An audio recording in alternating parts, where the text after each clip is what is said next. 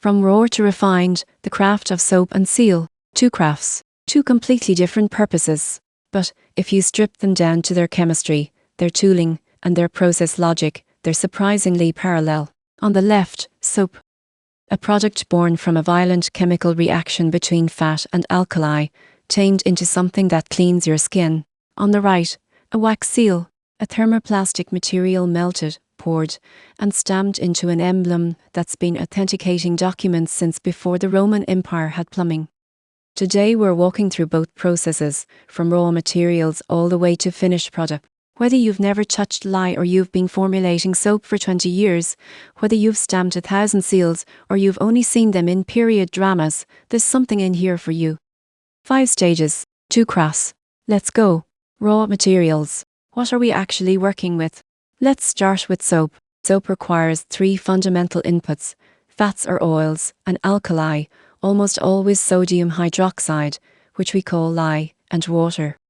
Let's get specific. Your fats and oils are triglycerides, a glycerol molecule bonded to 3 fatty acid chains. The identity of those chains is everything. Olive oil is roughly 72% oleic acid, a monounsaturated 18-carbon chain. That gives you a mild, conditioning bar. Coconut oil is about 48% lauric acid, a 12-carbon saturated chain. And that's your cleansing powerhouse, the thing that makes lather. Palm oil contributes permitic acid for hardness. For the novices in the room, think of it this way. Different oils make soap do different things. Olive oil makes it gentle. Coconut oil makes it bubbly. Palm oil makes it hard. Professional formulators call this the fatty acid profile, and they obsess over it for good reason. Every oil has a saponification value, or SAP value, which tells you exactly how much lye is needed per gram of that specific oil to convert it completely into soap. For reference, olive oil has a SAP value of about 0.135. Coconut oil is 0.178. Palm oil is 0.141. This isn't optional math. Get it wrong and you either have unreacted lye in your bar, which will burn skin, or unreacted oil, which makes the bar soft, greasy, and prone to rancidity. Every serious soap maker uses a lye calculator. Every single one. The lye itself, sodium hydroxide, NaRO, is a strong base. It's purchased as dry white pellets or flakes, typically at 97 to 99% purity. It is genuinely dangerous. It's exothermic when dissolved in water. It can cause chemical burns on contact with skin, and it reacts violently with certain metals like aluminum. Respect it. If you're using potassium hydroxide, CO, instead, you'll get liquid soap rather than bar soap. Same chemistry, different cation, different physical result. Now, wax seals. Your inputs are simpler in number, but surprisingly specific in composition. Sealing wax, a stamp or seal dye, and a controlled heat source. Modern sealing wax is not really wax in the way most people think. Traditional formulations were built around beeswax and tree resins, particularly shellac, which is a resin secreted by the lac beetle. Today, most commercially available sealing wax is a blend of synthetic and natural components. The base is typically a combination of shellac or a modified rosin, that's pine tree resin, blended with a plasticizer to prevent brittleness. Historically, Venice turpentine serves this role. Modern formulations often use paraffin wax or microcrystalline wax as the plasticizer component. Pigment is usually a mineral powder. Cinnabar gave traditional seals their iconic red, though today you'll see iron oxides, titanium dioxide, and synthetic pigments. Some formulations include chalk or calcium carbonate as a filler to improve body and reduce cost. Here's what matters for the process. Sealing wax is a thermoplastic. It softens at roughly 65 degrees Celsius or about 150 Fahrenheit. It reaches its optimal working viscosity between 75 and 85 degrees Celsius, roughly 165 to 185 Fahrenheit, and it starts to degrade, discolor, bubble and release volatiles above about 120 Celsius or 250 Fahrenheit. That working window is narrow. Professionals learn to feel it. The stamp itself. Traditional seal dyes were hand engraved in brass, bronze or steel, a mirror image intaglio cut. The craft of die sinking is itself an entire discipline. Modern stamps are typically CNC machined or laser engraved, and many hobbyist grade stamps use a zinc alloy die mounted on a wooden or resin handle. Some artisans still hand engrave. The quality of your impression is limited by the quality of your die.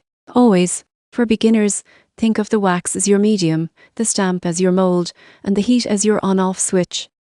For professionals, the interplay between wax viscosity, stamp temperature, and ambient cooling rate is where the art lives. Preparation. Getting ready. Soap making preparation is methodical. This is a chemical manufacturing process in miniature, and you treat it as such. Step 1. Prepare your lye solution. You always add lye to water, never water to lye. The mnemonic is snow falls on the lake. Reversing this can cause a flash boil, a lye volcano. The dissolution is exothermic. Your solution will spike to roughly 95 degrees Celsius, about 200 degrees Fahrenheit. You mix in a well-ventilated area, because the initial fumes are caustic. Use stainless steel or heat-treated polypropylene containers only. No glass, thermal shock can crack it. No aluminum, it reacts with the lye. Once dissolved, the lye solution needs to cool. Target temperature depends on your method, but most cold-processed soap makers aim to bring both the lye solution and the oils to somewhere between 35 and 45 degrees Celsius, roughly 100 to 115 Fahrenheit. Meanwhile, you weigh and combine your oils. Solid fats get melted gently, low heat, no scorching. Liquid oils are added off heat. Every measurement is by weight, never volume. Precision matters here because you calculated your lye quantity based on these exact oil weights. To give you a sense of what a real formulation looks like, here's a sample 1 kilogram cold process batch. Olive oil at 400 grams, that's 40%. Coconut oil at 250, 25%. Palm oil at 200, 20%. Shea butter at 100, 10%. And castor oil at 50 grams, 5%. That formulation calls for about 104 to 3.7 grams of sodium hydroxide, dissolved in roughly 287 grams of water. Notice the superfat, set at 5%. This means we're deliberately using 5% less lye than full saponification requires. Those unreacted oils remain in the finished bar as emollients. It's an intentional safety margin and a formulation choice. Zero superfat risks lye-heavy soap. 10% superfat gives a very moisturizing but softer bar. Now, for wax seal preparation. It's simpler in terms of ingredient handling, but the details matter just as much. There are 3 primary melting methods. The traditional approach is holding a wax stick at an angle over your target surface and letting a flame melt wax directly onto the paper or envelope. This is romantic, it's cinematic, and it gives you the least control. Melting spoon method, placing wax beads or broken stick pieces into a small metal spoon held over a tea light or alcohol burner, gives you a controlled melt pool and more consistent temperature. The modern wax gun, essentially a modified hot glue gun calibrated for sealing wax, offers the most repeatable results and is the standard for production work. Professional sealers, who produce hundreds of seals for event invitations or branding, almost exclusively use the wax gun or a melting pot. Hobbyists and traditionalists often prefer the spoon. The open flame on stick method is largely ceremonial at this point. Now, stamp preparation. This is where beginners go wrong and professionals diverge in technique. The goal is to prevent the wax from bonding to the stamp face. Methods include applying a very thin film of a release agent, where a light touch on an ink pad works, but risks color transfer. You can breathe on the stamp face to create a moisture film, or you can simply ensure the stamp is at room temperature, which for most modern wax formulations provides sufficient release. Some professionals lightly oil the die face with a cotton swab. Others swear by doing absolutely nothing. Correct answer depends on your specific wax formulation and die material. Environmental factors matter too. Ambient temperature affects your cooling rate. Humidity affects adhesion. The receiving surface, its paper weight, texture and coating affects both adhesion and final appearance.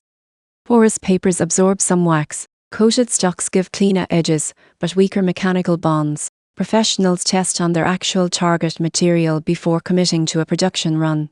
The reaction, the transformation, where the magic happens. Let's start with soap, because this is where the real chemistry lives. This is saponification, the defining chemical event. At the molecular level, here's what's happening. The hydroxide ion from the sodium hydroxide performs a nucleophilic attack on the ester bonds of the triglyceride. Each triglyceride has 3 such bonds, one for each fatty acid chain. The reaction cleaves those bonds. Each freed fatty acid chain pairs with a sodium ion to form a sodium carboxylate, and that's your soap molecule. The glycerol backbone is released as a byproduct, glycerine. This is why handmade soap is often described as more moisturizing than commercial soap. The glycerin stays in. Commercial manufacturers frequently extract the glycerin to sell separately. The equation in plain language: 1 triglyceride plus 3 molecules of sodium hydroxide yields 3 soap molecules plus 1 molecule of glycerin. For the novices, lye breaks apart the oil molecules and reassembles the pieces into soap and glycerine. The lye is completely consumed in the process. There is no lye in finished, properly made soap. In practice, the soap maker combines the lye solution with the oils and begins mixing, typically with a stick blender, also called an immersion blender. The blender creates an emulsion, forcing the water-based lye solution and the oil phase into intimate contact, massively accelerating the reaction. Without it, hand stirring could take hours. With it, you reach trace in minutes. Trace. This is the critical milestone. Trace is the point at which the mixture has emulsified and begun to saponify enough that it holds its own texture, like thin pudding. A drizzle across the surface leaves a momentary line, a trace, before settling back. Light trace is barely there, like crepe batter. Medium trace holds a soft line. Heavy trace is thick, like cake batter or mayonnaise. Why does trace matter? Because this is when you make your design decisions. Additives go in at trace: fragrance oils, essential oils, colorants, exfoliants like oatmeal or pumice, botanical inclusions. Fragrance oils in particular can accelerate trace dramatically. Some floral and spice fragrances will seize your batter in seconds, turning it from pourable to solid before you can get it in the mold. Professionals test every fragrance in small batches first. Colorants can be oxides, micas, clays, or natural colorants like activated charcoal, turmeric, or spirulina. Each behaves differently. Micas can morph in high pH environments. Natural colorants can brown or fade. Pigment dispersion is critical. Undispersed mica creates streaks. Undispersed oxide creates speckles. Professionals predisperse pigments in a small amount of oil before adding to the batter. Design techniques at this stage include in the pot swirling, hanger swirls, layered pours, Taiwan swirls, drop swirls, and dozens of other approaches. Each requires a different trace thickness. Thin trace for delicate swirls, thick trace for clean layers that won't bleed into each other. This is where soap making becomes art. Now for the wax seal transformation. The wax transformation is physical, not chemical. This is a phase change, solid to liquid and back to solid. No molecular bonds are being broken or formed. The wax is the same substance before and now, only its state changes. At the molecular level, the resins and waxes in sealing wax are long-chain polymers and hydrocarbons. In the solid state, these chains are packed tightly with intermolecular forces, van der Waals interactions, holding them in place.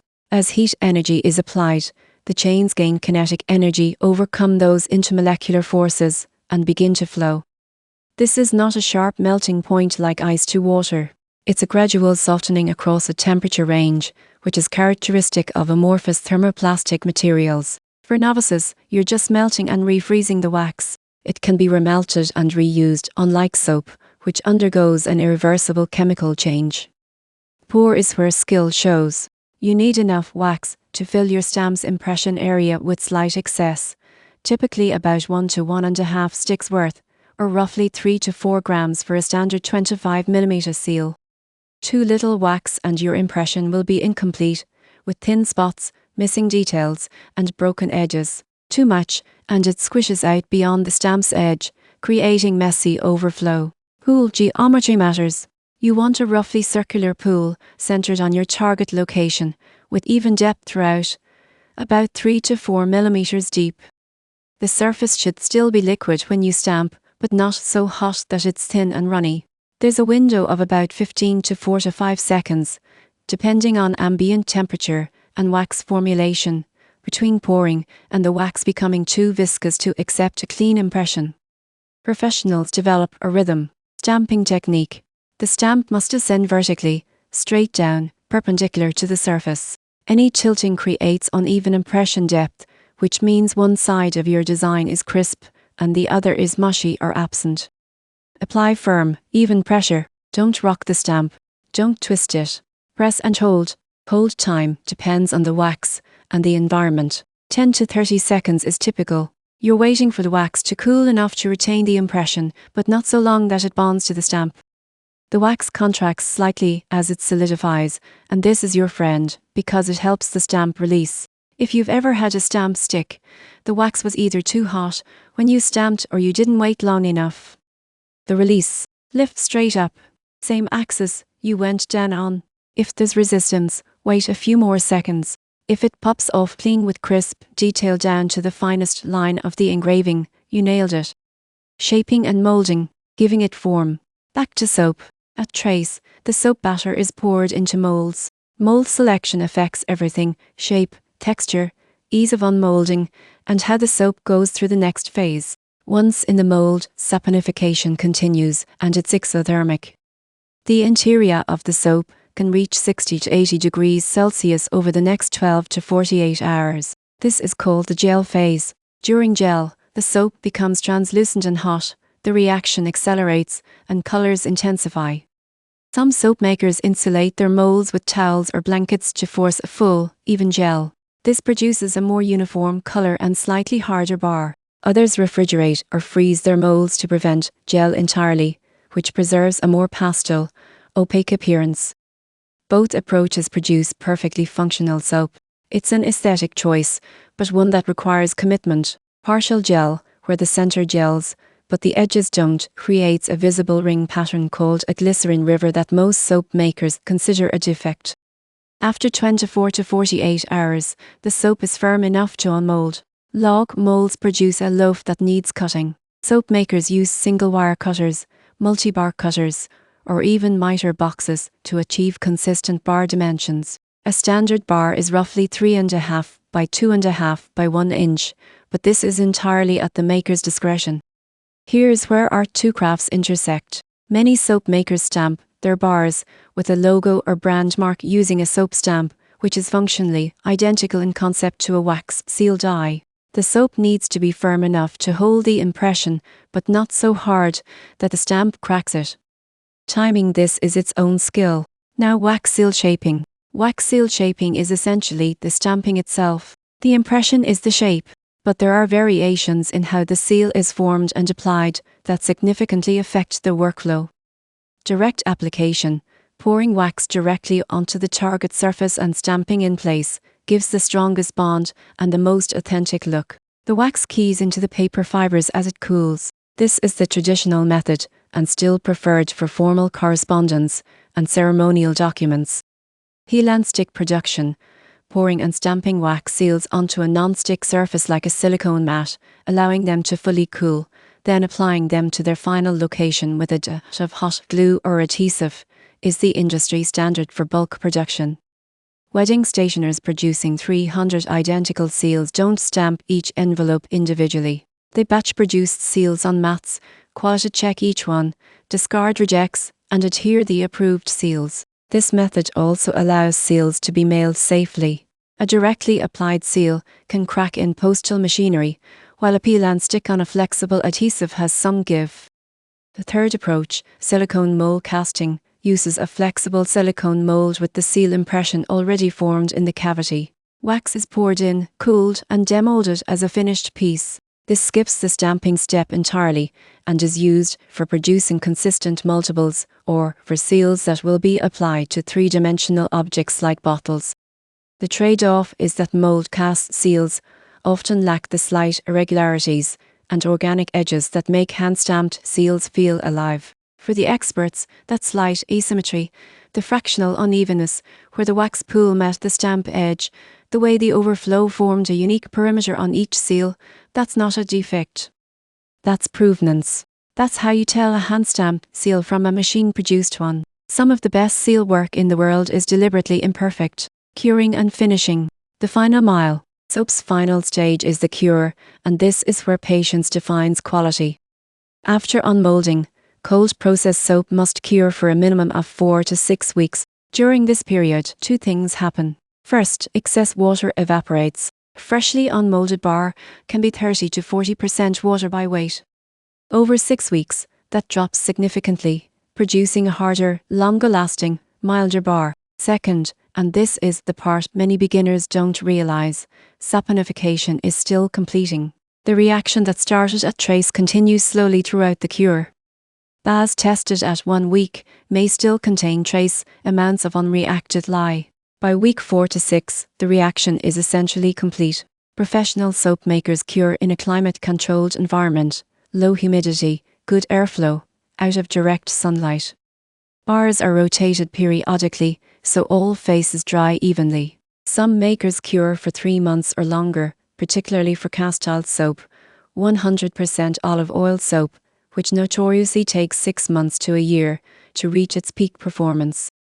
Quality testing. The pH of finished soap is typically between 9 and 10, naturally alkaline, which is normal and expected. Crude but effective zap test, touching your tongue to the bar and checking for a sharp, batter-like tingle, tells you if unreacted lye remains.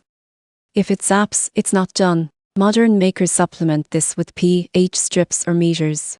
Beyond chemistry, you're evaluating lather quality, hardness, scent retention, and appearance. Finishing touches include beveling the edges with a vegetable peeler for a polished look, stamping if not done earlier, wrapping, and labeling. In the US, soap sold with cosmetic claims must comply with FDA labeling requirements. In the EU, it falls under the cosmetics regulation, which requires a cosmetic product safety report for commercial sale. Know your jurisdiction. Wax seals don't cure. They cool, and cooling is fast. A stamped seal reaches handling temperature within 2 to 3 minutes. Full hardness within 10 to 15, depending on the wax blend and ambient conditions. Quality assessment is immediate and visual. You're checking impression clarity. Are the finest details of the dye reproduced? Edge integrity. Is the perimeter clean, or are there cracks, thin spots or blowouts where the wax escaped? Adhesion. Does the seal sit flat against the surface, or is it lifting at the edges? And color consistency. Any bubbles, marbling, discoloration, or white hazing? Common defects and their causes. Air bubbles mean the wax was overheated or poured from too high, incorporating air. Cold lines, those surface wrinkles from premature cooling, mean you waited too long before stamping. Flash, that excess wax squeezed beyond the stamp edge, means too much wax or too much stamping pressure. And ghosting, an incomplete impression, means too little wax or the wax had cooled too much before stamping. Each defect has a specific mechanical cause and a specific fix. In production environments, a rejection rate of 10 to 20% is considered normal for hand-stamped seals. Professionals factor this into their material calculations and schedule. The rejected seals, remelt and reuse. That's the beauty of a thermoplastic. Nothing is wasted. Final application includes direct mounting, adhesive backing, or incorporation into packaging. For mailed items, a protective outer envelope or a rigid mailer prevents postal damage. For display items like certificates, awards, or branded packaging, the seal is the final touch, the thing that signals this was made with intention. The comparison, side by side. Let's put these two crafts next to each other and look at the key differences. The core process. Soap making is chemical, driven by saponification. Wax seal making is physical, driven by phase change. Reversibility. Soap making is a one-way trip. Once that lye hits the oil, you're committed. Your formulation, your measurements, your technique at trace, all of it is locked in. If you make an error in your lye calculation, you cannot unsaponify the batch. Wax sealing is forgiving. A bad impression gets scraped up, dropped back in the melting spoon, and repoured. The material itself doesn't care how many times you cycle it, within reason, as repeated overheating does degrade the resins over time. The key danger. Soap making involves caustic lye, a chemical hazard. Wax sealing involves hot wax and open flame, a burn hazard. Precision. Soap demands exact weights and ratios. Wax sealing demands temperature awareness and timing. Time to usable product. Soap takes 4 to 6 weeks to cure. A wax seal is ready in 2 to 15 minutes. Reuse of failed batches. A failed soap batch is waste. A failed wax seal is just raw material for the next attempt.